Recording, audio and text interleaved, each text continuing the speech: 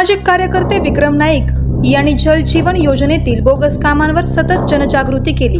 परवाच त्यांनी लिहिलेल्या लेखात पाईपलाईन टाकल्यानंतर योग्य क्युरिंग केले जात नाही, त्यामुळे पुढे समस्या उद्भवतील असा स्पष्ट इशारा दिला होता आणि तो इशारा आज गावात सत्य ठरला आहे। रस्त्याची दुर्व्यवस्था, वाहनधारक, विद्यार्थी, नोकरदारांचे हाल, पाईपलाईन टाकल्यानंतर क्युरिंग न केल्यामुळे रस्त्यांवर मोठमोठे खड्डे, चिखल आणि वाहतुकीचा अडथळा निर्माण झाला आहे। सकाळी शाळेत जाणाऱ्या मुलांना, नोकरीवर जाणाऱ्यांना आणि वाहनधारकांना प्रचंड गैरसोय झाली। नागरिकांचा संताप उफाळून आला आहे।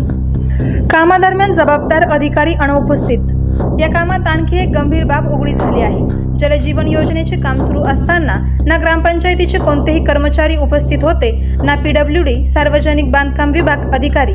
जबाबदार अधिकारी अनुपस्थित असताना हे काम केले गेले। शिवाय हे काम रात्रीच्या वेळी करण्यात आले, त्यामुळे पारदर्शकतेवर मोठा प्रश्नचिन्ह उभा राहिला आहे। ग्रामपंचायतीचे धक्कादायक उत्तर। अनेक नागरिकांनी ग्रामपंचायत सदस्यांना फोन करून विचारणा केली असता जलजीवन कामाशी आमचा काही संबंध नाही असे उद्धट उत्तर मिळाले। या प्रतिक्रियेवर नागरिक अधिक संतप्त झाले आहेत। गावातील समस्या सोडवणे हा तुमचा अधिकार आहे, मग जबाबदारी कोण घेणार असा प्रश्न जनतेतून विचारला जात आहे। विक्रम नाईक यांची दूरदृष्टी, जनतेकडून कौतुक। या सर्व प्रकारावर नागरिक म्हणाले, विक्रम नाईक यांनी आधीच इशारा दिला होता। त्यांची दूरदृष्टी खरोखरच कौतुकास्पद आहे। अनेकांनी खुलेपणाने त्यांचे अभिनंदन केले आणि प्रशासनावर कठोर टीका केली। दोषींवर कारवाई करा, गावकऱ्यांनी स्पष्ट केले आहे। जलजीवन योजनेच्या नावाखाली बोगसगिरी करणाऱ्यांवर कारवाई झाली नाही तर जनतेचा संघर्ष उभारला जाईल। हा प्रकार केवळ पाईपलाईन पुरता मर्यादित नाही तर जनतेच्या सहनशीलतेची परीक्षा आहे। जबाबदार अधिकाऱ्यांनी तातडीने कारवाई केली नाही तर पुढील काळात तीव्र आंदोलन होण्याची शक्यता आहे। नमस्कार, मी विक्रम नाईक, एक सामाजिक कार्यकर्ता। काल बेलापूर पडेगाव रोडवरती जलजीवन मिशन अंतर्गत काही ठेकेदारांनी रात्री 11 वाजेला खोदकाम केलं। त्या ठिकाणी कोणताही शासकीय अधिकारी उपस्थित नसताना हे काम केलं। बरं, ते केलं तर केलं, त्याची क्युरिंग देखील केली नाही।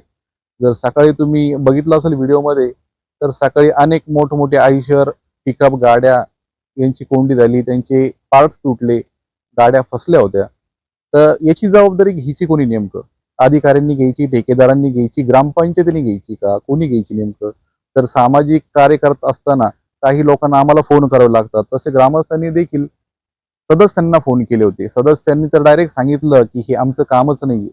तर मूळ प्रश्न हा उद्भवतो की नेमकं प्रश्न विचारायचा कोणाला? ग्रामपंचायतीने जर हात वरती केले तर मग देखरेख कोण करतं असा प्रश्न उद्भवतो, किंवा त्यांना या गोष्टीचं खरंच नॉलेज नाहीये का हा सवाल नागरिकांना पडतो। ठीक आहे, आपण असं समजू शकतो की नागरिक अज्ञानी आहेत किंवा त्यांना समजत नाही, पण त्यांना एवढं कळतं की गावात काही जरी प्रॉब्लेम असेल तर ग्रामपंचायत सदस्यांनी आपण ते एकदा विचारलं पाहिजे। आणि ग्रामपंचायत सदस्यांनी किमान त्यांना समजेल असं तरी उत्तर द्यावं, किंवा नाही द्यावं पण थोडं व्यवस्थितपणे तिथे येऊन उपस्थित राहावं की हे काय झालंय, नेमकं काय प्रॉब्लेम झालेला आहे, काय नाही हे तुम्ही विचारायला पाहिजे। परंतु तिथे कोणताही व्यक्ती उपस्थित राहिला नाही, ना कामगार त्या ठिकाणी आला, कोणीही आलेलं नाही। मला असं म्हणायचंय, ज्यावेळेस ठेकेदार काम करतात, अत्यंत निकृष्ट दर्जाचे काम करतात। तुम्ही जर पाहिलं असेल, समाजामध्ये काही लोक त्यांना विचारतात त्यावेळेस ते उडवाउडवी उत्तरं देतात। पाईप किती खोल टाकलेला आहे तुम्ही, त्याबद्दल देखील ते काही व्यवस्थितपणे सांगत नाही। DPR, डिटेल रिपोर्टिंग प्रोजेक्ट असं असतं तो देखील आपल्या गावकऱ्यांना मिळालेला नाही। नेमकं काम चाललंय ते काय चाललंय? 126 कोटीचा हा मोठा प्रोजेक्ट आपल्या गावात आलेला आहे। मला नाही वाटत परत आपल्याला इतका निधी कधी उपलब्ध होईल। हा निधी जो आहे तो खरंच व्यवस्थितपणे त्याचा वापर व्हावा एवढीच माझी विनंती आहे। आणि ठेकेदारांनी, जिल्हा परिषदचे आणि पंचायत समिती यांनी देखील हे लक्षात घेतलं पाहिजे। हा जो निधी आहे हा आपल्या बापाचा नाहीये, हा निधी शासनाचा आहे, लोकांचा आहे। लोकांच्या कामासाठी आपल्याला हा निधी वापरायचा आहे याचं यांनी भान ठेवावं। आणि ठेकेदार, सब कॉन्ट्रॅक्टर यांनी सुद्धा ह्या गोष्टी लक्षात घेतल्या पाहिजे। हे मालमत्ता आपली नाहीये, ही जनतेची। तुम्ही विनाकारण लोकांच्या डोळ्यात धूळ फेक करू नका।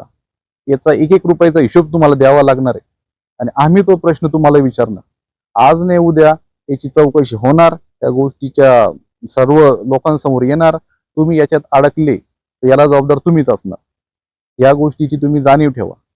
ग्रामपंचायत असू द्या, जिल्हा परिषद असू द्या, पंचायत समिती असू द्या, कोणताही नेता असू द्या, त्यांनी याच्यात व्यवस्थित लक्ष घातलं पाहिजे। संबंधित अधिकाऱ्यांनी यावर लक्ष ठेवलं पाहिजे। विनाकारण एवढा मोठा निधी याचा वाया घालू नका. लोकांच्या डोक्यावरचा हंडा आपल्याला काढायचा आहे. ज्या महिलांनी मागील बऱ्याच वर्षापासून डोक्यावर हंडा आपण काढलेला नाहीये, तो हंडा काढण्यासाठी केंद्र सरकारने ही योजना आपल्यासाठी आणलेली आहे, हे लक्षात ठेवावं सर्वांनी.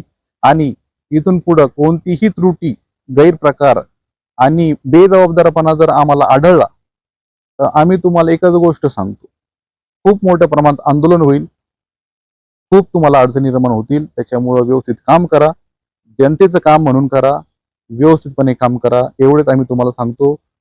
धन्यवाद. करायचं आहे लाईव्ह कार्यक्रम किंवा आहे कसले आंदोलन, जनसामान्यपर्यंत पोहोचेल आपला हक्काचा आवाज जनतेचा. बातमी व जाहिरातीसाठी संपर्क करा स्क्रीनवर दिलेल्या नंबरवर.